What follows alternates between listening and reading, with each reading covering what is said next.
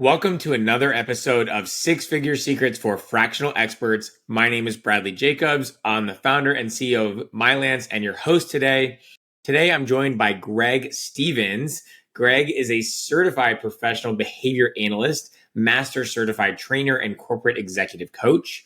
Greg's a professional speaker, facilitator, trainer, coach, and author of Build New Bridges, The Art of Restoring Impossible Relationships. He's got 25 years of practical business experience, worked across Fortune 500 companies and many national organizations with the main purpose to empower and transform individuals and corporations to take the ordinary and make it extraordinary.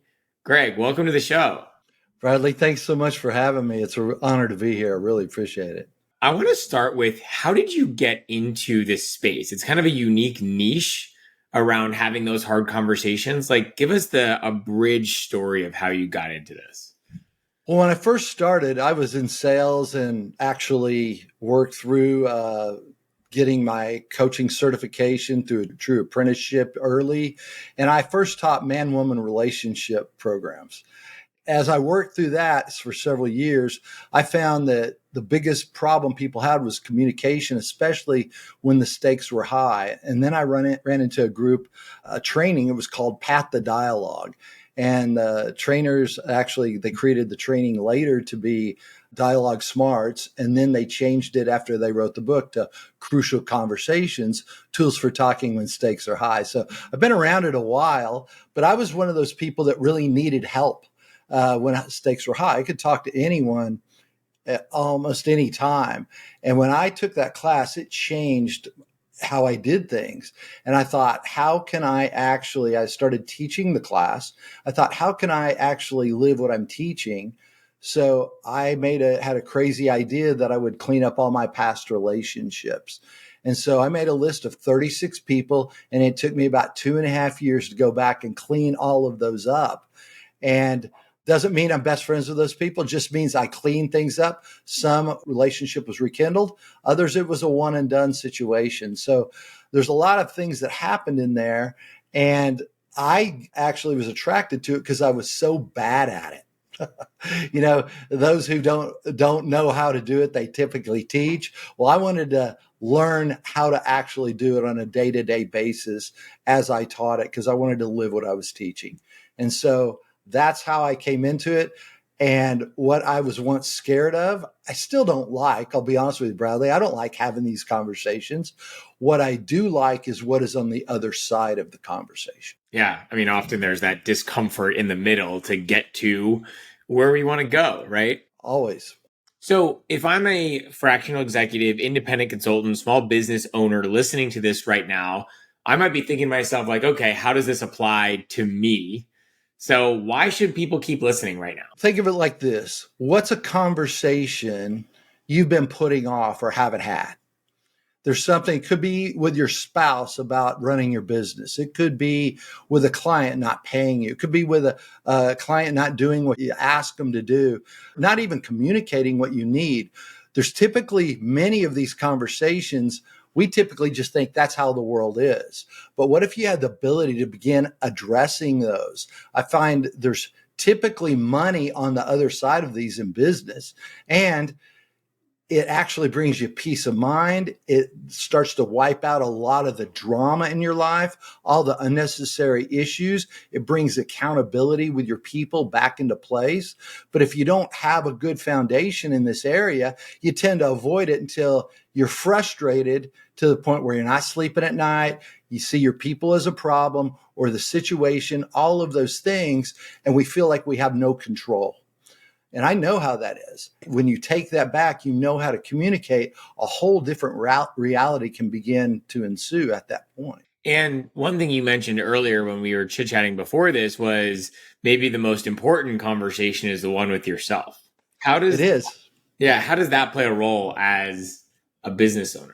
Well, the thing is if we tend to look outside of ourselves and blame others or circumstances, we have no real power. Bradley, if you work for me, I have no power to change you at all.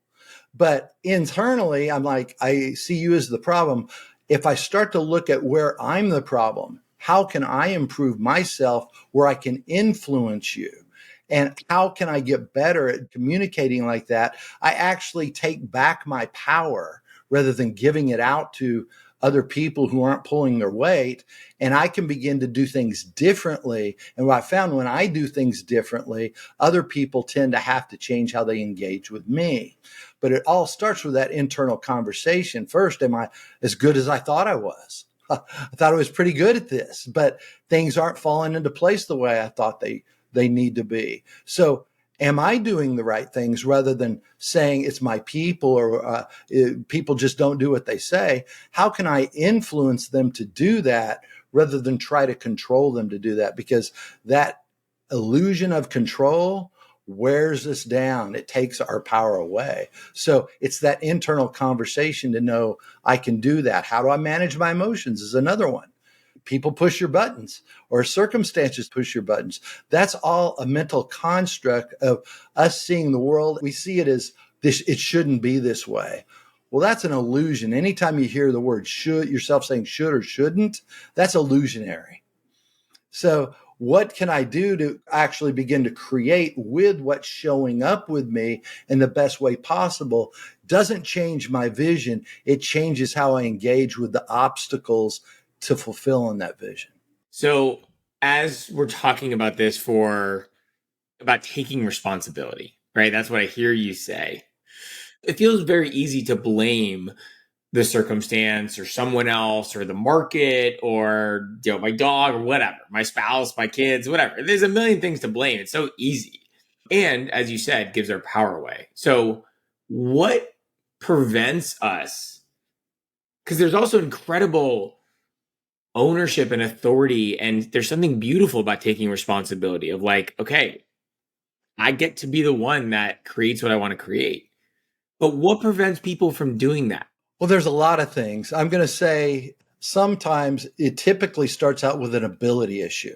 We typically look at, oh, they're doubting themselves. Well, they possibly doubt themselves because they've never done it before. I mean, think about anything you do the first time. It's awkward. You're not going to get it right the first time. And that's another thing. When you're out on your own, you're going to get a lot wrong early on. And so we tend to be worried about those things that we don't know and understand even about ourselves. And so, like you said, it's easy. It's the human nature to actually look outside ourselves, because that goes along with fear and the amygdala. When fear shuts our amygdala actually sparks and we go into fight or flight mode. But one of the things I constantly tell my people is fear always distorts. So I want you to think about that for a second. If I'm looking at the situation or whatever it is with this person, and I have a fear going on, I've got a distorted view of what's really happening. And some of it may be right, but I'm not getting the entire picture. And if I want to make a good decision, I need to be able to get the entire picture to be able to do that. So I'd say that's the first thing. It's just fear. It's when we stop fighting it and say, okay, this is how I'm designed. How do I short circuit how I'm designed? We as human beings, we're the only species on the planet that has the ability to do that. And it's a higher understanding of discipline and changing the way I look at things. There's a quote I use in nearly every one of my talks, and it's this: everything in my life I create, promote, or allow. So when I own that, I have an ability to begin to do something about it. If I look at something, I didn't do that, well, then I have no power to change it. But if I own it, then I begin to take power to change it. It might not look the way I thought it needs to be, but I can actually make adjustments and influence different people. And the first person I have to influence is myself. Wow. Okay. So good. So if we have this animalistic instinct to be scared, right? To have fear, which is a good thing, right? It is. It's necessary. We would survive. Right. So we get to stay alive. We get to be scared of, certain things, and that's good. But that translates into, I'm scared of this conversation. I'm scared of getting rejected. I'm scared of making mistakes. I'm scared of being seen on down the line. And so you said something about fighting how I'm designed. I'm designed to be scared. And in order to step into a bigger, whatever, tough conversation, bigger business, go out there, I get to fight how I'm designed. How do I do that? I love the question because that's what we teach. Here's what's amazing. When our brain shuts us down and we go into fight or flight mode, we're working from our amygdala. Our neocortex is not functioning. It's actually blacked out at that moment. But what turns the brain back on are questions.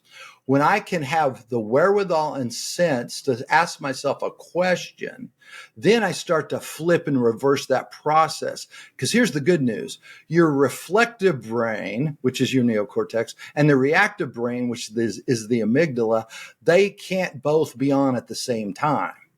That's the good news. Because once I notice I'm in fight or flight mode, have to take a breath. You have to break that parasympathetic nervous system, break it by a deep, deep breath, maybe 2 or 3. Then ask yourself a question. And a question like, wait, what is it I really want here? What is it? And it's interesting. Any question will do, if you really think about it, is I tell this all the time in my classes. Let's say someone pulls in front of you in traffic. You get upset. I do. But in that moment, take some random math number like 4,567 divided by 9 and try to figure out to the decimal point. What you'll find by the time you get there, if you don't use a calculator, your emotions toward that other driver will have begun to subside. So when that happens, all of a sudden I'm turning my brain back on to say, you know what, that wasn't the main thing. But I did this in a class in Houston years ago, and a woman came back on the second day of class. She said, right after class, I tried your little trick. Someone cut me off and I got mad. And she said, when I tried the math thing, I got even madder. I said, why? She goes, because I couldn't do the math anymore. But you don't have to use a math question, but use a question that brings you forward. Like, how am I responsible in this moment? Ooh, that's a big one. Most of us don't. Well, I didn't do anything. I bet if you dug deep enough, you can find there's some level of responsibility. Even if you're in a bad marriage, you chose to be there. You actually walked down the aisle with that person. But here's the thing. I'm not letting them off the hook. I'm just trying to put you back in charge of your own facilities, your own emotions in that moment. That's what I'm trying to do with that question. It's not about being right or wrong about it. It's being able to ask it and turn your brain back on. And even I was having a little bit of a rough morning this morning, and I went to the bathroom at a restaurant I was in, and the like soap dispenser wasn't working at the sink I was at. And I was just like, kind of had this moment of like, of course, like, you know, when it rains, it pours kind of vibe.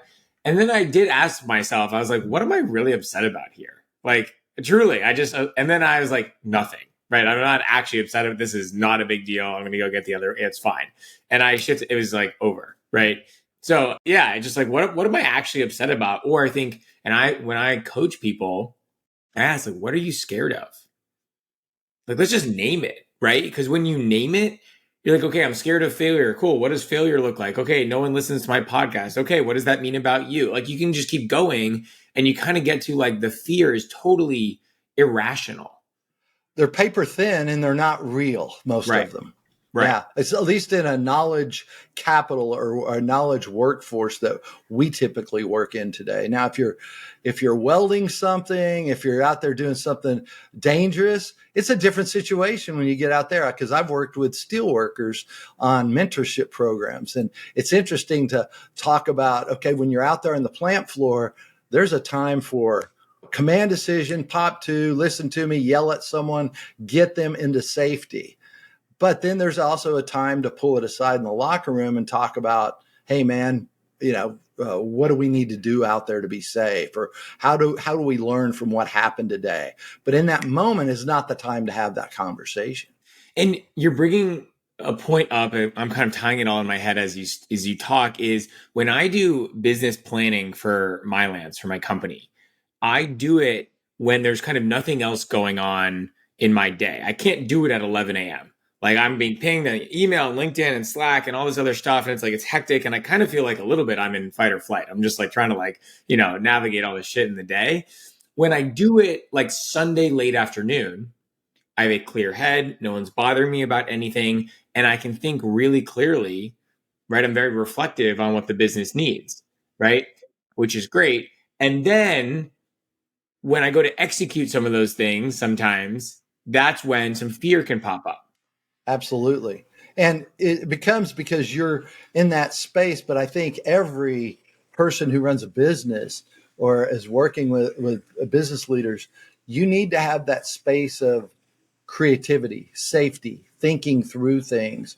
But then the application doesn't typically look like what you planned it to be. And so that's much of the breakdown. But I love that you notice that about yourself. Many people just keep moving on and they don't find what works for them. Some people work better in the evenings, some people early in the mornings. Yeah.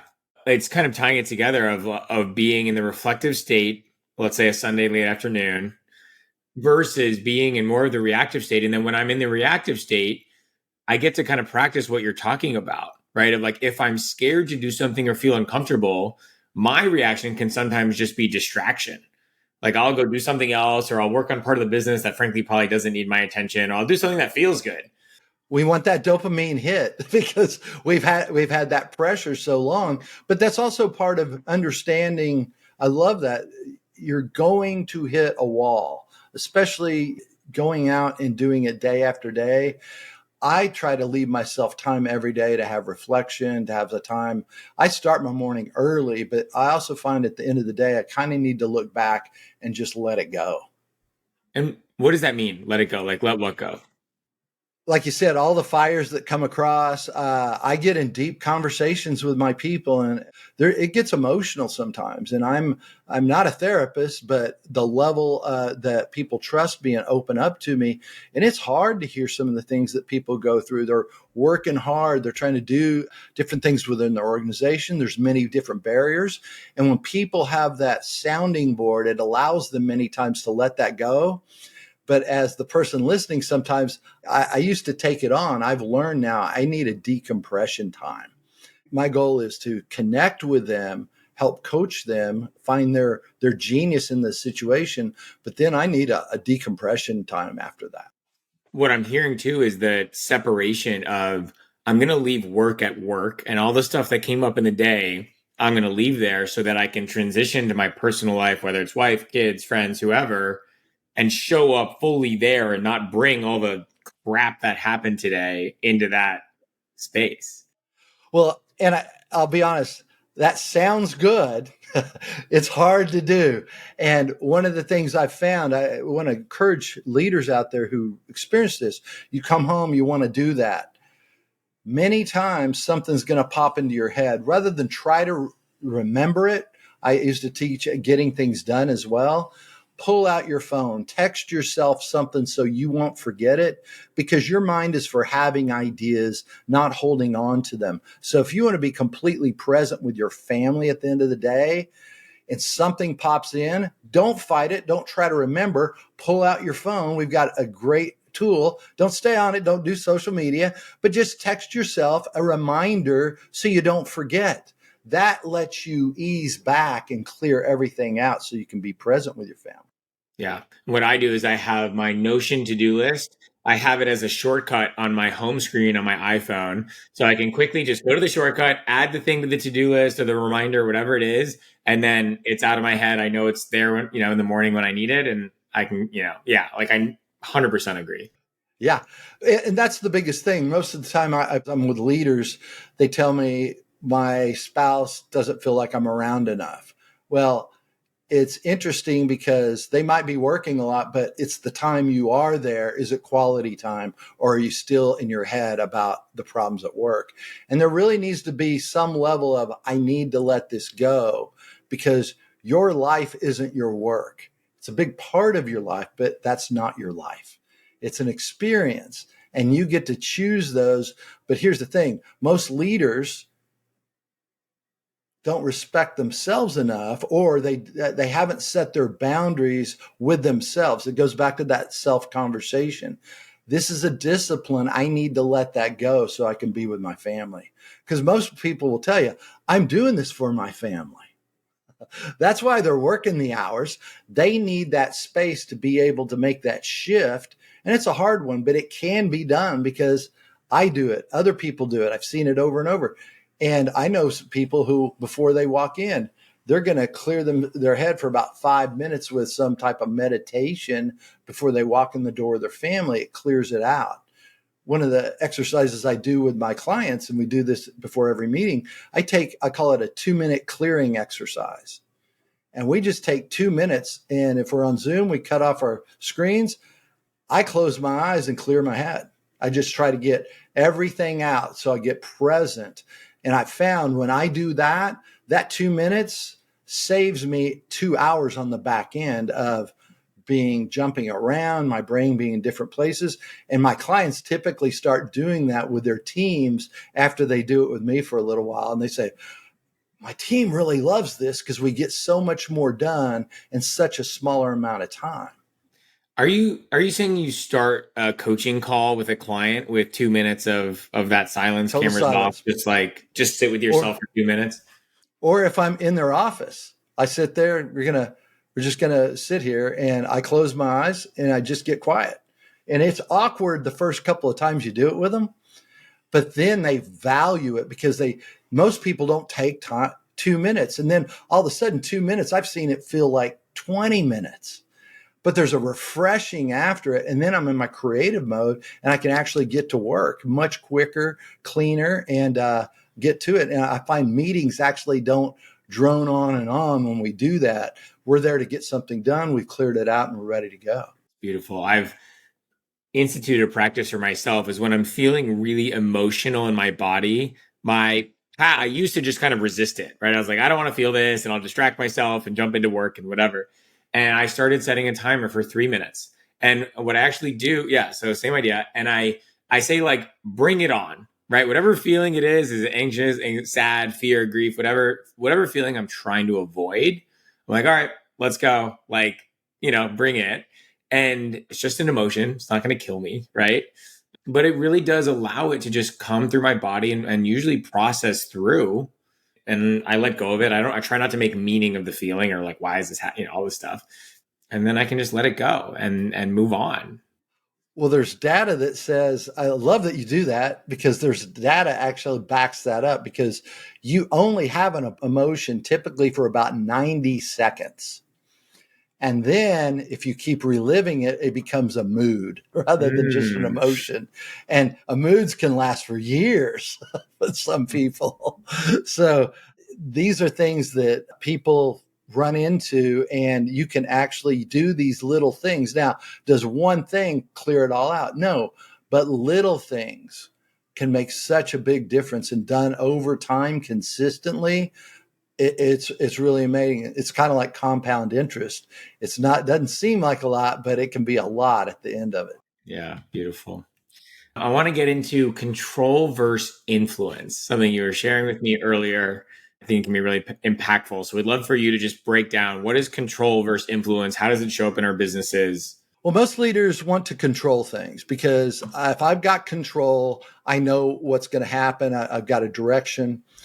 But you can't control circumstances, and you can't control other people, because, Bradley, there's nothing I can really do to control you if you don't want to be controlled. If I tell you to calm down, it's going to piss you off. You're not going to calm down. You're trying to push me.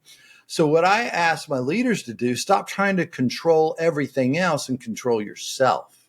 If you're as good a leader as you say you are, let's see how you can influence. Here's the thing. When I control myself, I have an ability to influence others.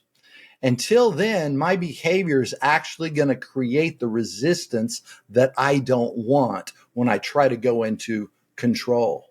It damages the relationship. No one likes to be told what to do. I had someone the other day, a client say, well, it's my way or the highway with this person. I was like, wow, that sounds more like ownership than it does someone working for you. I said, what's your goal in the end? I just want them to do this. Well, you probably want a lot more. You're frustrated right now. What is it you really want? Well, I want them to be able to solve problems on their own. I want them to take responsibility. I want them to enjoy their work. I want to enjoy my work. That's a deeper conversation. And to get there, it's not going to be about control. It's going to be about influence. How can I influence the shift and the change that needs to happen and lead the way? If I'm going to ask others to do it, am I a leader? Mm. I'm not a title. I've got to go up and show up. I worked with a group the other day. I went in and talked to the staff because a new person I'm working with, she said she wanted me to talk to her staff. And I said, your leader here cares about you enough to hire a coach to improve their communication skills. You're going to see this leader do some things differently. And they're trying to be better for you. Here's what they're trying to do. And it's interesting because they were excited that their leader was leading the way, was actually doing this. And it's interesting because I did a little thing on the wall. They said they kept it up there. And I talked to her today and she said, oh yeah, the staff still talks about that.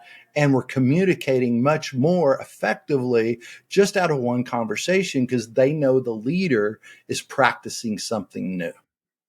So, in what are the situations that, let's just talk about a fractional executive, they find themselves like wanting to control when they really need to be influencing? Well, if you want to influence, like we're talking about, you have to manage yourself. But what are you communicating? Are you communicating the things you need to? We were talking earlier about fractional. We might have a fractional accountant, marketing, chief executive officer, anything. But how is your communication? And how is it during specifically difficult times? You need to not only have the desire to do it, but you have to have the skill. Most people back away because they don't have the skill. If I don't have the skill to have a conversation, no one's ever taught me how to manage my own emotions, how to manage the emotions of others. I don't want to do that. That doesn't sound fun. It's not fun anyway, because if you do it with no skill, you're probably not going to get exactly what you think you're going to get, problems. But what if you trained yourself to do it differently? And to me, it all comes back to your motive, your intent first. And also, I might be motivated to talk, but I need an ability, a skill building set. I need to be able to do that because you have hard messages to get across to people. I'm going to suggest that's probably where a lot of the frustration comes from, because I haven't said what I need to say, or I haven't said it in a way that actually lands for the person to hear it, to understand how important it is to get this thing done. So, from this lens, right, a common problem we talk about in the fractional space is I'm looking for big clients, as in high value clients that truly value my expertise. I can make a really big difference for, that pay me good money, right? And have multiple of those. So, if I have, 3, 15, or 20K a month clients, I'm doing pretty damn well. But the common trap is like I have 2K clients and I'm burnt out. I'm not making a lot of money and they don't truly value my experience. So how does this lens and what we're talking about help a fractional get those high value clients they're all looking for? Well, I run into the same problem from time to time. I have high ticket items, I have low ticket items. And I've run into some of that as well. But I always find that in that battle is your success. That's the hard thing to see, because we think it should, our success financially, how big our company grows, we see it as being what we think it needs to be. That's our vision. But many times it takes longer. But also I found many times that there's shift and change that happens. It doesn't change where I'm going. It changes how I get there. And when I can work with what's in front of me rather than against it, I find I get to where I need to be. And it typically doesn't look the way I want it to. But when I do that, what's interesting is I stop fighting the things I can't change and I start influencing the things I can. And one of them being myself, being so attached to how it needs to look, all of a sudden opportunities begin to come up that I never imagined. And I can say this over and over after 26 years of being on my own. I love where my life has come, but I've had a lot of battles with myself. I've had a lot of battles with the circumstances, with the people out there. Each one, when I start to look at it, it's my growth for the next level. I don't believe you get to go to second grade till you finish first. So there's something out there that is actually preparing you to take on something bigger. I've had people say, wow, I'm glad my success didn't come until now because I wouldn't have been prepared for it. And it's really true. You get exactly what you've been committed to this point. If you don't believe that, you're fooling yourself. This is your commitment. This is where you are. Understanding that you're about to burn out is important. What do you need to do to change? Yeah, well, is there going to be a little drought here? Yeah, I need to shift. I've done the same thing over and over, but boy, my toolkit is huge now. And being able to go in and manage different things, it's a level of mastery I love having. And I wouldn't have had that had I not had all, and I still run into them. So don't think just because I'm up here talking, I've got a lock on all this. No one does. If they're acting like they do, they're BSing you.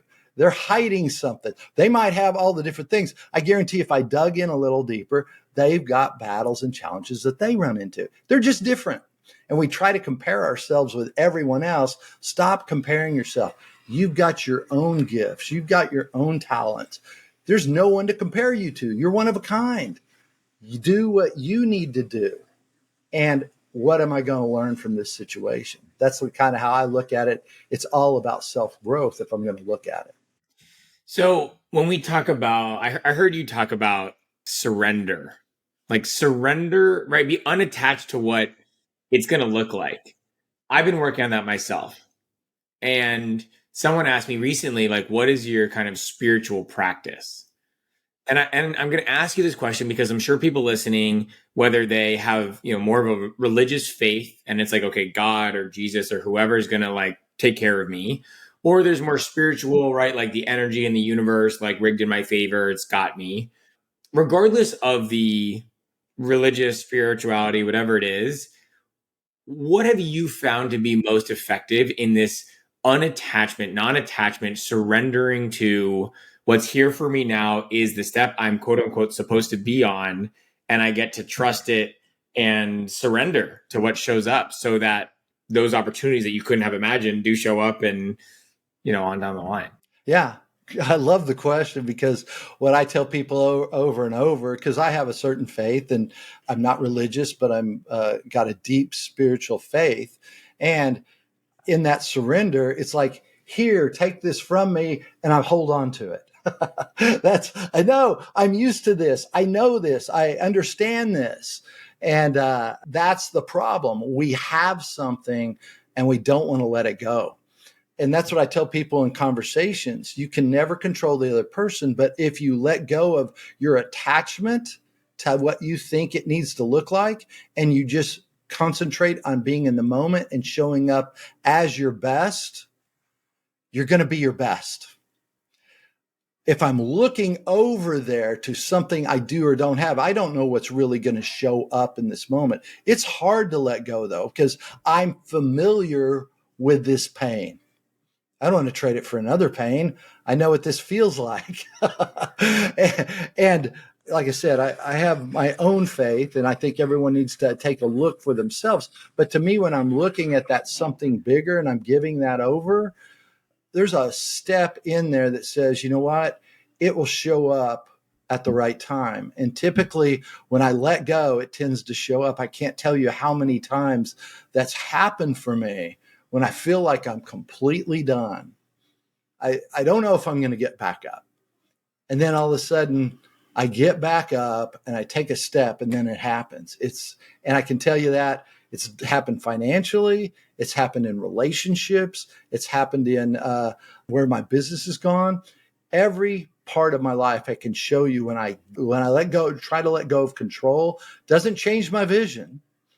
I'm going somewhere. But when I let go of how I think it should look, all of a sudden, everything I need actually shows up. And I'm preaching to myself right now because I've been through a tough time the last year or so.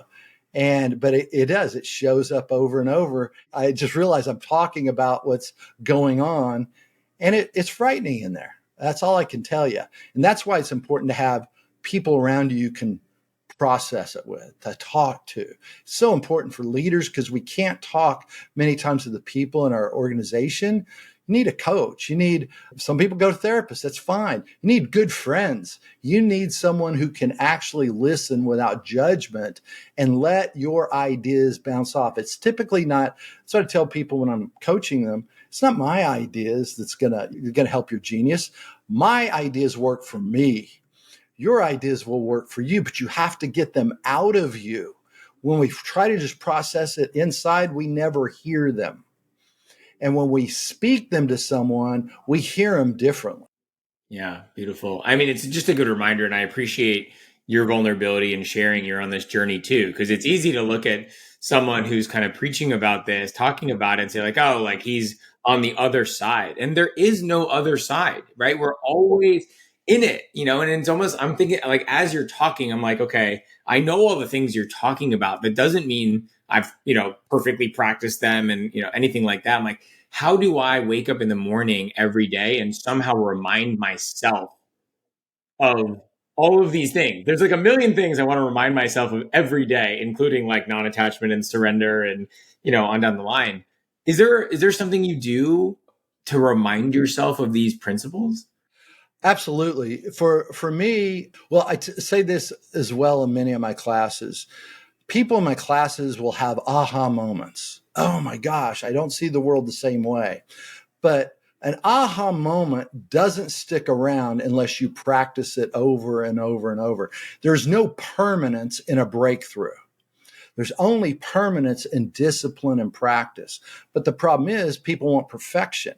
No, I'm looking for improvement. I tell people all the time, what if you just became 10% better in your communication in 1 year? What would that look like? 1 out of every 10 times you speak up, there were times you didn't before. That would mean 10 times out of 100. Okay.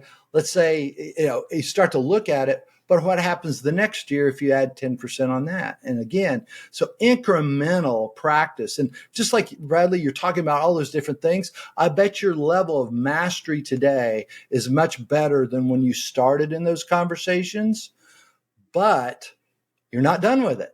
There's different levels. And sometimes I think, wow, I've learned this lesson. And 3 years later, I'm learning the same lesson. Well, it's not the same lesson. It's just a deeper awareness of that lesson. We'll see the same things over, but the level of understanding can come much deeper. But it's just getting out and doing it again. If you don't want problems, you're not going to be living. Problems come with life.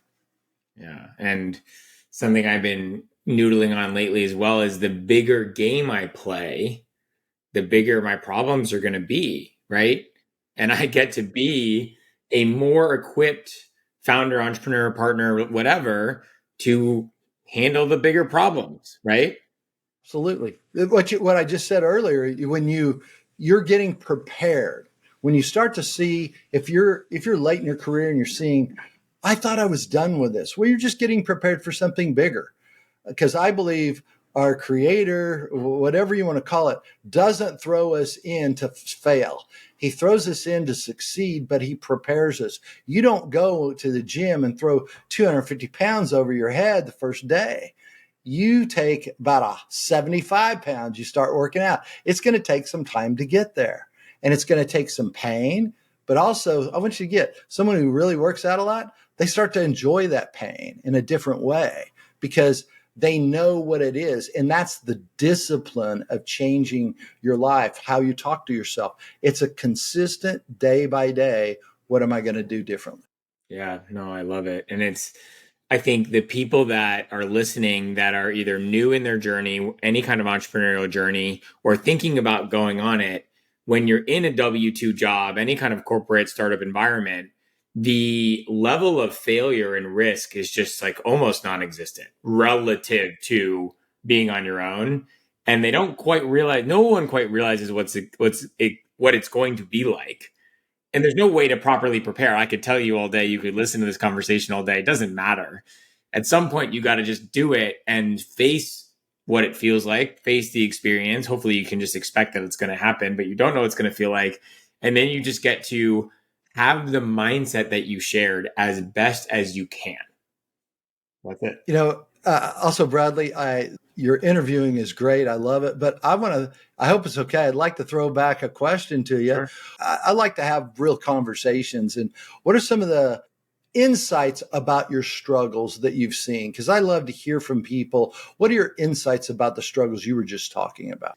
I mean, I definitely echo the only way to truly figure it out is to just do it and take the leap of I'm going to build something. I'm going to just figure it out. I'm going to fall on my face. And I get to just be okay with looking stupid or getting feedback that, the course wasn't as good as, or I wrote something on LinkedIn that pissed a lot of people off at one point and it felt like shit.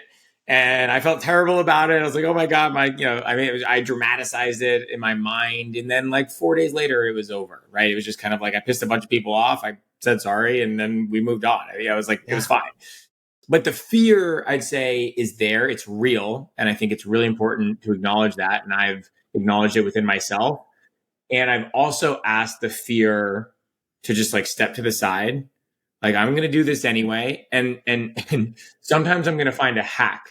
And what I mean is, if sending an email or let's say, a certain set of emails is scary, I might draft it and then I might ask my VA to send it. Like, truly, like send it on my behalf for me because like I'm too scared to do it. I still end up, it gets done, right? But so like even this podcast, I have a producer. One of his main roles is to remind me every week to make sure I either have a guest or I do solo audio episodes as well. And the solo audio ones are actually the harder ones for me to like get consistent on, right? And he will bug me. And I tell him, bug me until I do it. This is part of your job, right? And I thank him every month for this. Like, thank you for bugging me because there's no way. I think we're at like 90 some odd episodes in a row every week right now. There's no way I have the discipline to be consistent for 90 weeks in a row. There's no way. So I get to hack it, right? And that's one of my things. Like, find a solution that works because consistency is important, but I don't have the discipline that it takes. I've run into the same problem because doing solos on my own, I don't like to do. I've done a couple of them. One of the things I find that helps is as I've run into people, I'll put questions down I think I would like to answer. And so that's my time to go in to say, you know what, these are the questions that I've been wanting to answer. It actually pulls me in because it's like, this is a message I know I want to have rather than I've got to go do a podcast. So for me, that's helped.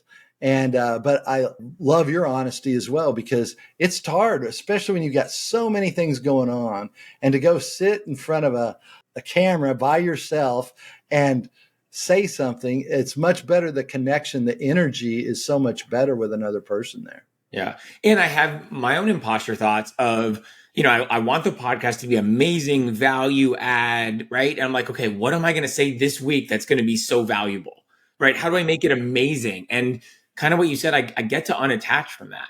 I get to think about questions I've been asked, right, across my 7 years in this space now. And I get to just honestly talk about one. That's what I do. I just think back to questions or I go look at past sales calls, right? I recorded all of them. And then I'm just trying to be as genuine and authentic and value add as possible. And then honestly press submit and hope for the best. And, I'm sure some episodes are better than others. And if one sucks, like, okay, I wrote a shitty episode, like not the end of the world, but there's a lot of getting out of my own way to just put content out there and market the business. I mean, that's the end of the day why we do this podcast. No secret, right? It's It's marketing. Well, you're trying to generate business and provide value. I mean, that's just it.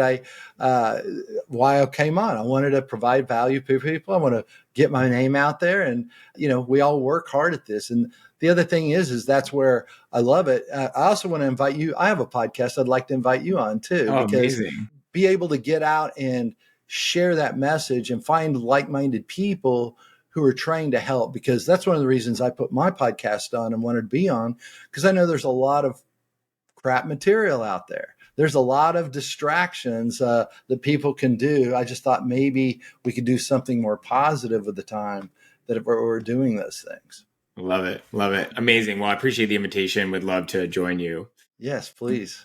We get to wrap up. I could talk to you all day. We're running out of time though. So what's the easiest way for people to find you? And we can link anything in the show notes, but how do people find you if they do want to get in touch? Simplest way, go to alignment-resources.com And you'll be able to find my book there, my master team programs, all the different things. And there are things that I might not be a match for you, but I've met people along the way that I can connect you with.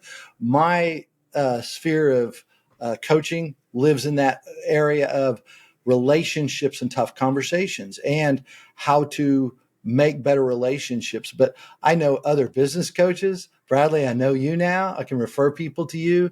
And that's what my goal is, to connect people as well to the person they're looking for. So alignment-resources.com. Okay. And we'll link it in the notes. Greg, thank you so much for this conversation. Really, really enjoyed it, and your time and expertise with sharing with all of us. Bradley, thank you so much. It's been fun.